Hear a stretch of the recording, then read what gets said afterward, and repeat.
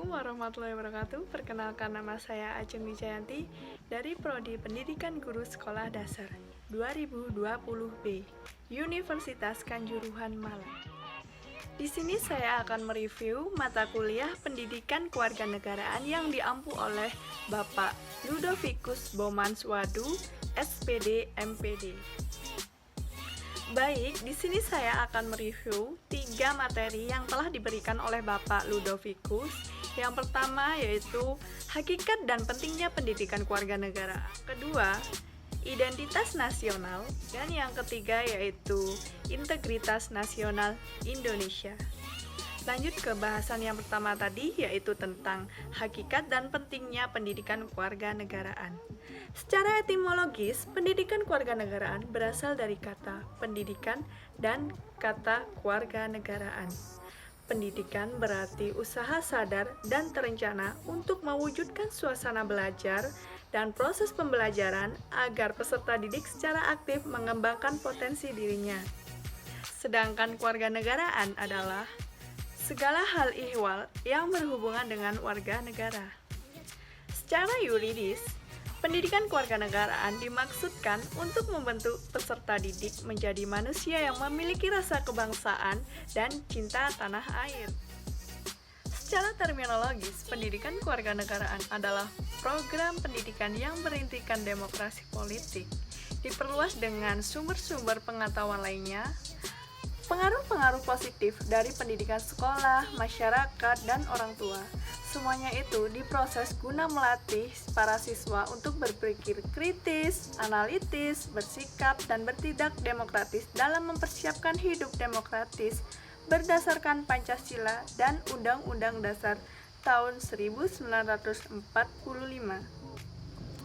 Negara perlu menyelenggarakan pendidikan kewarganegaraan karena setiap generasi adalah orang baru yang harus mendapat pengetahuan, sikap atau nilai, dan keterampilan agar mampu mengembangkan warga negara yang memiliki watak atau karakter yang baik serta cerdas, smart and good citizen, untuk hidup dalam kehidupan bermasyarakat, berbangsa, dan bernegara sesuai dengan demokrasi konstitusional.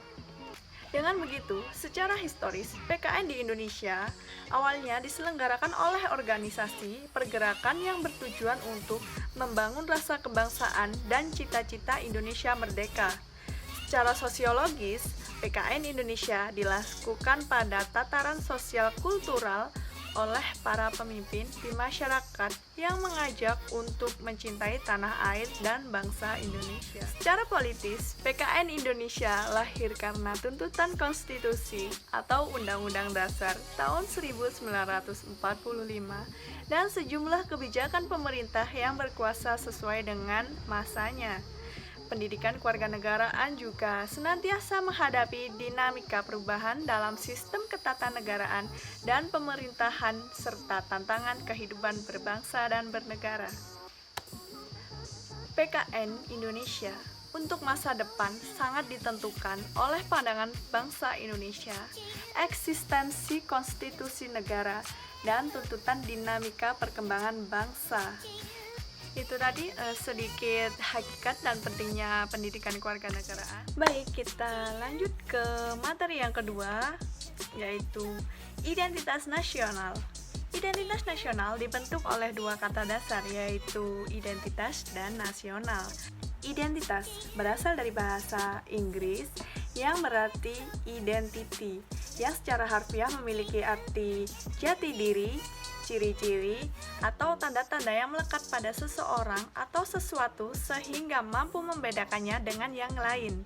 Untuk istilah nasional sendiri menunjuk pada kelompok-kelompok persekutuan hidup manusia yang lebih besar dari sekedar pengelompokan berdasar ras, agama, budaya, bahasa, dan sebagainya. Dalam konteks pendidikan kewarganegaraan, identitas nasional lebih dekat dengan arti jati diri, yakni ciri-ciri atau karakteristik, perasaan atau keyakinan tentang kebangsaan yang membedakan bangsa Indonesia dengan bangsa lain. Identitas nasional juga sebagai identitas bersama suatu bangsa dapat dibentuk oleh beberapa faktor yang meliputi primordial, sakral, tokoh, Bhinneka Tunggal Ika, sejarah, perkembangan ekonomi, dan kelembagaan. Identitas nasional Indonesia menunjuk pada identitas-identitas yang sifatnya nasional, bersifat buatan karena dibentuk dan disepakati, dan sekunder karena sebelumnya sudah terdapat identitas kesukubangsaan dalam diri bangsa Indonesia. Negara Indonesia, bahasa negara, dan lambang negara, serta lagu kebangsaan merupakan identitas nasional bagi bangsa-bangsa Indonesia yang telah diatur lebih lanjut dalam Undang-Undang Dasar Republik Indonesia Nomor 24 Tahun 2009 tentang bendera, bahasa, dan lambang negara serta lagu kebangsaan Indonesia. Identitas nasional memiliki beberapa contoh tidak hanya dalam lingkungan masyarakat berbangsa dan bernegara, tetapi banyak sekali contoh identitas nasional tidak hanya di sekitar kita atau berbangsa dan bernegara, tapi terdapat pada bidang-bidang yang banyak sekali. Beberapa contohnya yaitu pada bidang ekonomi. Dalam bidang ekonomi, identitas nasional Indonesia yang bisa ditumbuhkan adalah dengan ikut mendukung program perekonomian lokal Indonesia, turut mendukung pengembangan produk lokal yang memiliki ciri keanekaragaman Indonesia. Yang selanjutnya yaitu pada bidang teknologi. Identitas nasional Indonesia yang dapat diupayakan memiliki keterkaitan dengan bidang ekonomi melalui bidang teknologi. Seseorang dapat menggunakan akses teknologi yang dimiliki untuk menunjukkan setiap keunikan yang dimiliki Indonesia.